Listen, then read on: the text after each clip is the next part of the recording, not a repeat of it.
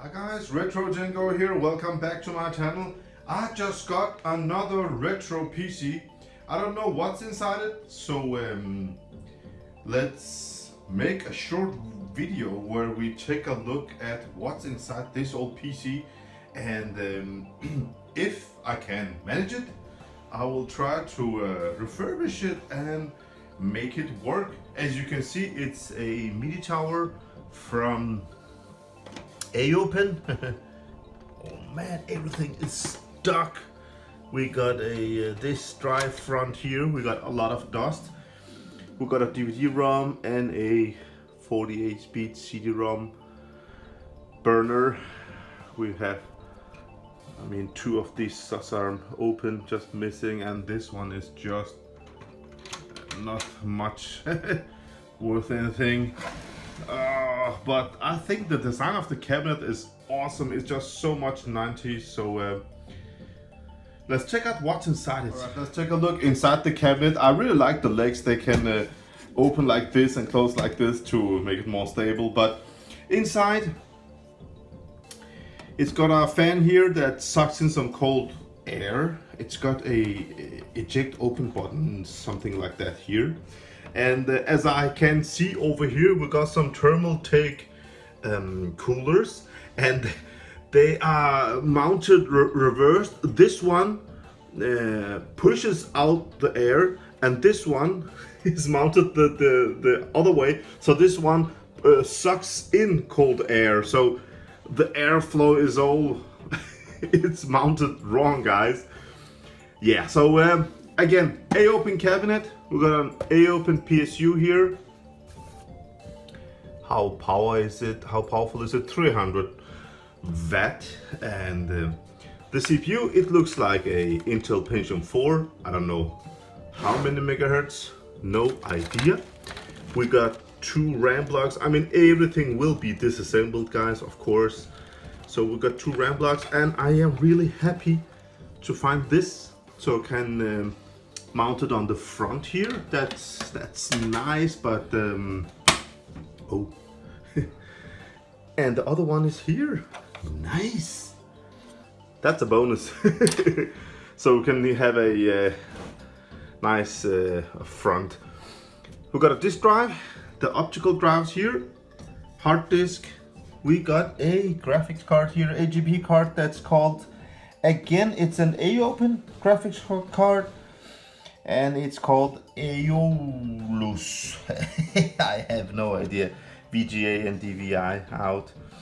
I don't hope these caps are dead, but they don't look like they're bulking. But we will check it out and take a look.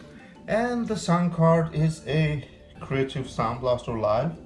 Don't know the model yet, but I will pull it out and see. The main board is, well, the easiest part is get a screwdriver and start working on this because it needs a lot of cleaning, and I have no idea if it works. But let's give it a go. Let's look at the back side here. We just got a lot of dust.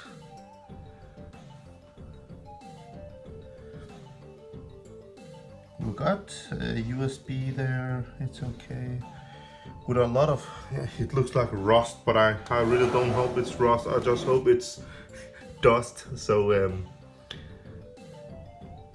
let's clean this bad boy. The graphic card is a GeForce GF4 Ti 4200 8X DVC 128. This 4200, I remember when it came out, it was just the top. It was one of the best card having back then. It was an awesome and very expensive card.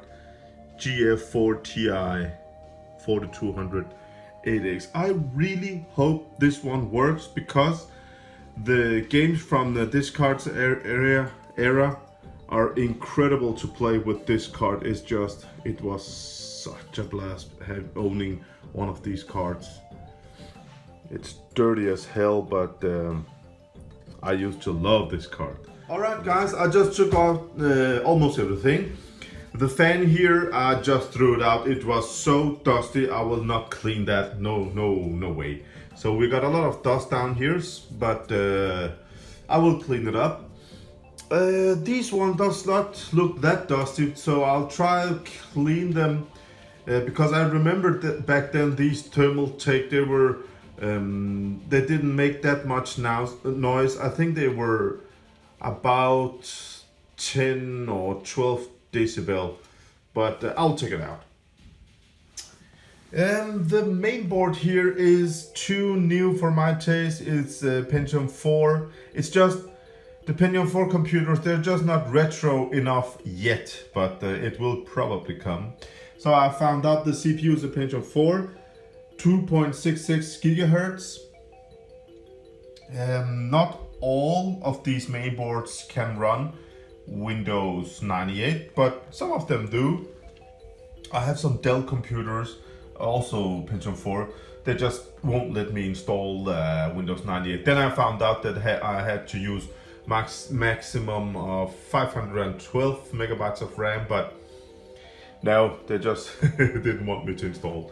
I love the Aopen cabinet. I remember this system, just push it down and slide off this bay. Again, over here, these thingies, you can just push them in and slide the optical drives in and out. That's nice. The main board got 5 PCI slots and an AGP. And the main board is called L4S8A2 revision 1.0. But from which company, I have no idea. It's got a label over here. It doesn't say much.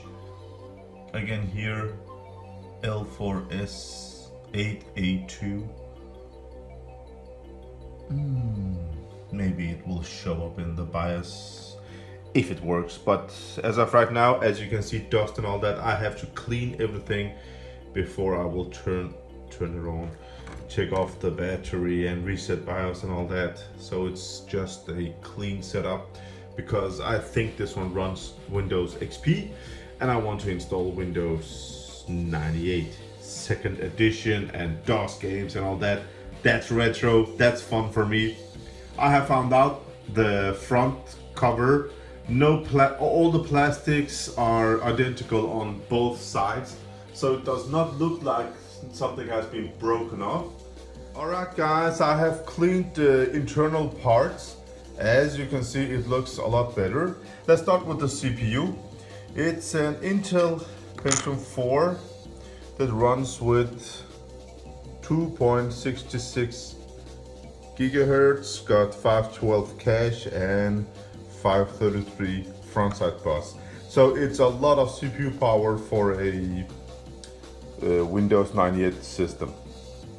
The motherboard, it's an ECS motherboard, and I actually remember when ECS came to Denmark, it cost, I usually build PCs with Asus and MSI and you know the big well-known companies.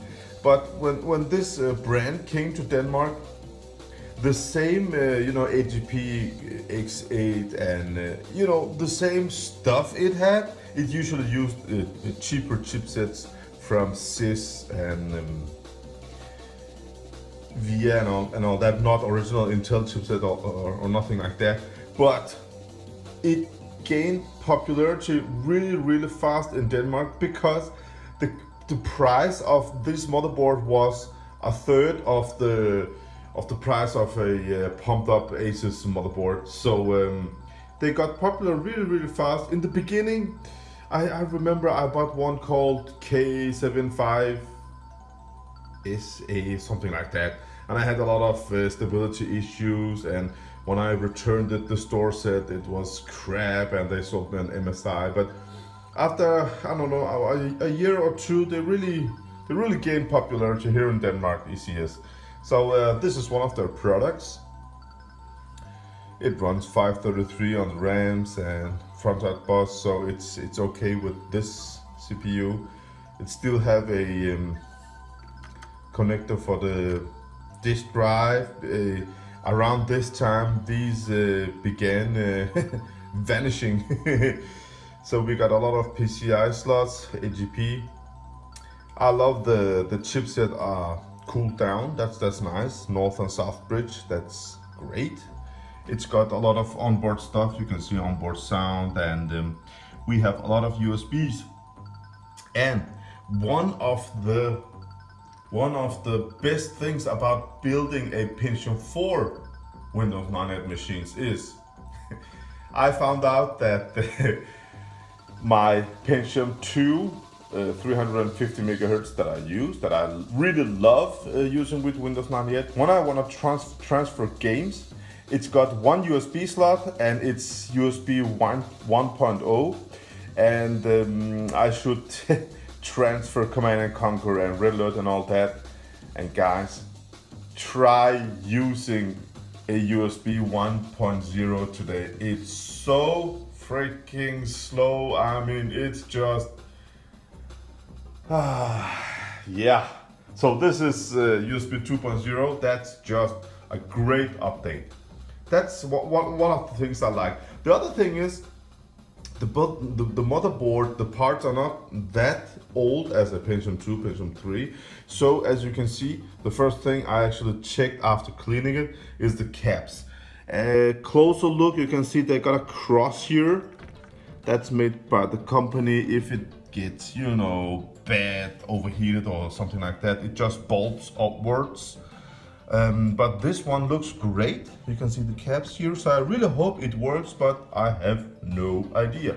So it's a nice motherboard, not the best, but I mean the features are perfect for Windows 98 gaming, so that's okay. Again, the caps, you have to check the caps here. They're not bulging up or nothing like that. And before giving it power, please check 5 volt and 12 volts and all that, so the voltage is all right before plugging it into the motherboard. That's the first thing I do. And I really like back then, usually these PSUs got a 80mm fan here, most of them I have seen. But these in the Aopen cabinets had these big 120mm fans. They didn't have to have as many rounds per minute as the smaller ones to push the same amount of air. That resulted lower decibel of noise, and I mean, who likes the noisy fans? So again, great feature. The fan here on the GeForce 4, look at this, guys. Look how fast it stops. It deaccelerates and just stops. So this is maybe still dusty, or is just used and worn out, or the barrels are dead inside. So I really have to replace this one, and I think this is a really noisy son of a son, you know. So but before I do that, I want to test it. I want to see if it works, because I have had trouble with these old graphic cards. So be really careful when buying these old graphic cards on eBay and all that. Some of the cards are really high collectible and pretty expensive, you know, but still, I mean, the caps are so old, so I will recommend replacing them. All right, we got a sound card here.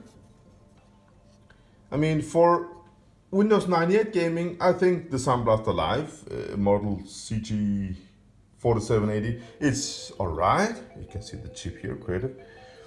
But it needs to emulate General MIDI in DOS gaming, and I don't know if this one can do it, so we have to check that out. Again, we have some RAM here, 256 and 512. I'm only gonna use the 512, it's enough for Windows 98. So let's just start putting all these goods in the cabinet. PSU installed, been tested, it works. The right amount of output and all that. CPU installed, CPU fan here, OEM Intel cooler installed, 512 megabytes of RAM installed. Now, for testing purposes, if this motherboard did have a onboard graphic card VGA out, I would start by using that, but it does not. So I just installed the same graphic card here. The best solution would be to use a known, tested, working graphic card, but I'm gonna take my chances with this one. If it's just a black screen or something like that, I will start by replacing this one first. Installed the new BIOS battery, installed the front header USB plugs and sound and all that. It's just a plug there and one here. So we are actually ready to give this machine power and see if everything works. I've got some mails from you guys saying, man, you make it seem like it's so easy to assemble and reassemble computers and all that on my Amiga 4000 videos. But guys, it's so simple, everybody can do it. You just need a Phillips screwdriver, and if you know which way to turn the screw, then you can build computers yourself. I mean, no skills are needed. It's just so simple and everybody can do it. So just start doing it. It's fun to build what you like, what you want to use and all that. So yeah, nothing hard. But if you have any questions, just send them to me. I will be glad to help. So let's give this one some power, guys. All right, everything is set up to go. Just need to give it some power after all these years. As I said earlier, haven't been used for a long time. Everything cleaned, no dust left. So let's get our fingers crossed and give it some power, guys.